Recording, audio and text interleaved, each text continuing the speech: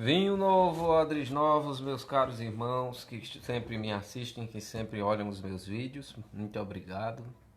Você vê que rezei um texto esses dias e um bando de pessoas se dignaram a assistir, gostaram.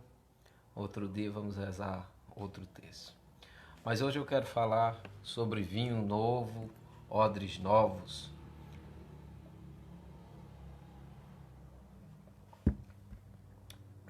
Jesus gostava de vinho, eu também. Falemos, pois, da doutrina de Cristo. Nós vemos uma situação muito característica, né? Todas as vezes que Jesus começava a ensinar, apareciam algumas pessoas para o ouvir, muito mais para julgá-lo, né? E julgar suas palavras. São Paulo fala disso na primeira leitura. Primeira leitura, São Paulo vai dizer assim: eu não julgo nem a mim mesmo. E no dia de juízo é que vai haver julgamento de fato, porque Deus vê os corações dos homens. A doutrina de Jesus sempre foi julgada e condenada por os sábios da época, né, que se achavam mais sábios do que ele. Jesus fala de vinho novo, odres novos. Bem, meus irmãos, eu quero partilhar de modo muito especial e pessoal essa palavra de hoje, porque eu não creio no Deus que se ensina por aí. Meu Deus é tão pessoal, que eu não posso dizer que creio no mesmo Deus que vocês creem, ou que a maioria crê, ou que creio na mesma igreja que vocês creem, ou que a maioria crê. E eu me refiro à igreja católica mesmo. Porque eu observo que os ensinamentos de Jesus, eles não podem ser, e de toda a escritura, eles não podem, é claro, ser interpretados de modo pessoal, como fazem as muitas seitas cristãs que tem por aí. Interpretam de modo pessoal.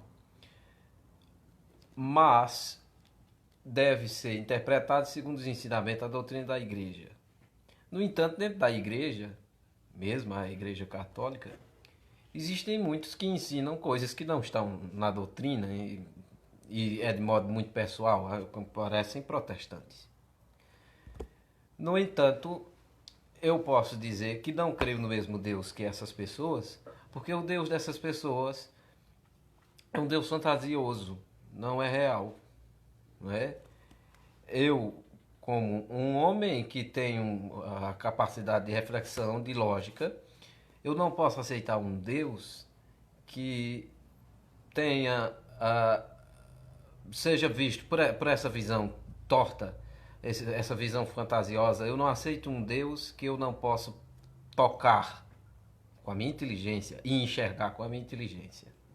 E creio que Deus também não quer pessoas que não reflitam, que não busquem Ele e não tenham experiência com Ele. Esses últimos dias eu falei de um assunto, de um caminho para se encontrar a Deus. Já que estamos falando de vinho novo, odres novos, eu vou falar de vinho novo. A minha doutrina pessoal, aquilo que eu vejo de Deus e aquilo que entendo de Deus. Tentem acompanhar. É preciso, para ter uma chamada experiência com Deus, saber quem é Deus. E o que é essa nova doutrina que Jesus está tentando ensinar? A doutrina de Jesus é a do Pai. Ninguém conhece as coisas do céu senão aquele que desceu do céu. O Filho do Homem desceu do céu. Quem me vê, vê meu Pai. Quem vos recebe, a mim recebe. E quem me recebe, recebe aquele que me enviou. A doutrina de Jesus está especificamente em um ponto, que é novo em relação aos judeus e a todas as outras religiões, que buscavam a Deus às apalpadelas. Me refiro às outras religiões, não ao judaísmo. Mas então, a questão da doutrina nova, tem alguém falando aqui: admiro muito você, às vezes fico com dúvida das suas atitudes, pois, sendo ex-carmelita, temos formações diferentes. Por exemplo, tomar vinho nas redes sociais, isso faz parte da minha formação. Eu tomo vinho porque gosto de vinho, isso não faz parte de formação nenhuma. Mas tudo bem. Onde estávamos? Sobre doutrina nova. Todas as religiões antigas, inclusive o judaísmo, viam a Deus como força, como potência, como poder, como alguém que está separado ou está além. Por exemplo, a palavra Deus é uma das palavras que em todas as religiões do mundo, em todas as partes do mundo, é a melhor palavra para definir a Deus, definir entre aspas. Porque a palavra Deus significa aquilo que está para além. No entanto, o Cristo, o Filho de Deus, vem trazer a doutrina nova de que Deus é poder, mas o seu poder se dá de modo diferente, se dá na forma de amor. Tá certo? Deus é um Deus apaixonado. Ele vem dizer que ele é pai. E não é pai porque criou o mundo. Tá certo? Não é pai porque criou o mundo. Mas criou o mundo porque é pai. Já era pai, sempre foi pai. É claro que não existe tempo para Deus, mas já era pai, sempre foi pai, nunca deixou de ser pai. E porque ele é pai do Verbo, o Evangelho de São João começa dizendo: no princípio era o Verbo, e o Verbo era Deus, e o Verbo estava junto de Deus. Pois bem, então quer dizer, sempre foi pai, e é exatamente esta beleza, este vinho novo que Jesus vem trazer, este novo ensinamento, que não é um Deus, que não é um Deus pessoal, um Deus amável, um Deus próximo. Mas é um Deus próximo, é um Deus que está aqui e agora. E é um Deus que é pai, não é? E é um Deus apaixonado. Se eu vos perguntar, qualquer um de vocês, quem é que ama vocês, de verdade, de fato? A pessoa que te ama, você tem certeza? Aí todo mundo vai dizer, minha mãe, porque se eu adoecer, ela vai para o hospital. Claro, como dizia Zé Ramalho, sinônimo de amar é sofrer. Ora, Deus nos ama precisamente por isso. Veja bem, toda pessoa que ama também dá presentes, certo? Regalos, como dizem em espanhol. Deus cria o mundo e cria os animais, cria todos os seres, como vemos lá no Gênesis, e dá todo ao homem. Não é? Isto é presente, nos deu a existência, ele nos enche de presente, é um Deus apaixonado. Porém, é um Deus que é poder, mas é um Deus que é amor. E o seu amor se dá no poder. O grande poder de Deus é o amor. É pai, é um pai amoroso, é um pai que é próximo.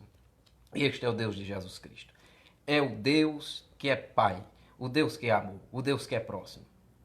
Então todas as outras religiões não têm essa definição. Se você observar, você vai procurar os deuses, nenhum deles é de fato pai. É pai porque criou, é pai por isso, por aquilo, mas não é pai de amor, pai de ternura. Na parábola do filho pródigo, vemos essa face de Deus, a face de um pai amoroso. Este é o vinho novo, este é o vinho novo, que as pessoas não percebem, né? Que Jesus Cristo, o Filho de Deus, ele que é o único filho, o filho legítimo, porque tem a mesma natureza que Deus, veio anunciar. Deus é Pai, Deus é amor. E é amor porque nos ama apaixonadamente, um amor escandaloso, nos enche de presentes e ainda sofre por nós. Um Deus, como o Deus dos judeus, sendo poder, potência, não pode sofrer, não sente dor. Nosso Deus, que é Pai, sente. E nós vemos a dor da cruz como grande símbolo do amor de Deus. E Deus amou tanto o mundo que deu seu Filho. Essa frase é tão batida pelos nossos irmãos protestantes que é até engraçado eu dizer. Mas está certo. Agora, este amor de Deus, você tendo esta compreensão, é preciso saber o que é o reino de Deus. Esse vinho novo, esta doutrina vem com o reino de Deus. Jesus inicia sua doutrina dizendo: o reino de Deus está próximo, converter e crer no Evangelho, na boa notícia, na boa nova. Então, este reino de Deus, onde é que está? Um dia desse, Vivaldo Vieira, é espírita, uma pessoa da conscienciologia, fundador desse negócio para lá, e ele dizia assim: você já viu o reino de Deus? Já chegou na sua rua, na sua esquina, no seu bairro? Porque eu não vejo. Coitado dele. Mas muita gente, se for perguntar o que é o reino de Deus, vai dizer: é a igreja. Claro que é a igreja. A igreja de Jesus Cristo, não a instituição por si mesma, mas a igreja, pessoas, né? Somos cada um uma pedrinha dessa grande construção que é o corpo místico de Cristo, cada um com sua função. Pois bem, me perdi. Onde é que estou? Sim, sobre o amor de Deus, sobre a figura paterna de Deus, Esta é a boa notícia. Mas existe a questão do reino de Deus. Onde se encontra o reino de Deus e a proximidade que Deus tem conosco é a consciência. Que fique claro, a consciência. Nós dizemos a minha consciência.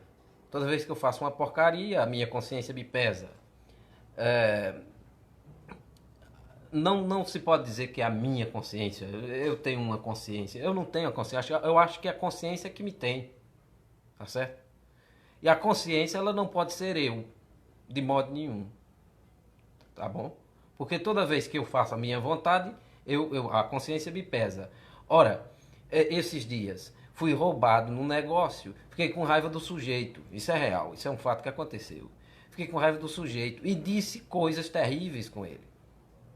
E minha consciência me pesou, não deveria ter dito isso com ele, mas ele me roubou. Veja, a consciência não pode ser minha, porque se fosse minha, mesmo eu estando com a razão, a consciência não me pesaria.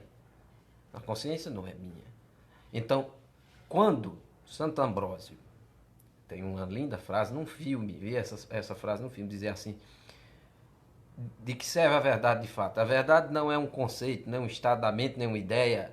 A verdade é a pessoa. A verdade é Jesus Cristo. E não é o homem que encontra a verdade, é a verdade que encontra o homem. Porque a verdade é Jesus Cristo, o Filho de Deus. Pois bem, ele mesmo disse, a ninguém chameis de mestre, porque um só é o vosso mestre, o Cristo. Onde está esse mestre? Está nos evangelhos somente? Não, está aqui. Em mim, em minha pessoa, em vocês, em todo mundo. Em todo mundo, aliás, está espalhado as regras de conduta. Por exemplo, uma das principais é não roubarás. Desde os aborígenes lá na Austrália, aos indígenas lá no Xingu, a China, a todas as partes do mundo, existe sempre as regras. Não roubarás. De onde veio isso? De uma conspiração mundial? Não, é claro que essa lei tem que estar inscrita no coração dos homens.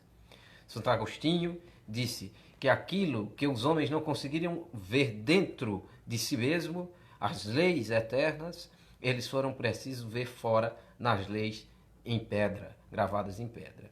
São Paulo vai dizer, vós sois uma carta de Cristo, escrita não em tábuas de pedra, mas em vossos corações. Então esta é a consciência, este é o mestre, este é o guia, este é o reino de Deus. E o que é o reino de Deus? É você praticar o que a tua consciência, que não é tua, mas você é da consciência, e esta é a proximidade que tem-se. Então Deus está constantemente em você, conduzindo tua história, mostrando o caminho.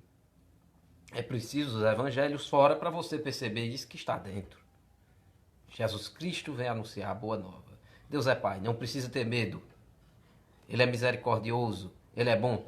Os islâmicos, no livro sagrado deles, ao Corão ou Corão, eles dizem o Senhor, o misericordioso, o misericordiador. Pois bem, nós vemos no princípio das Escrituras uma coisa muito interessante.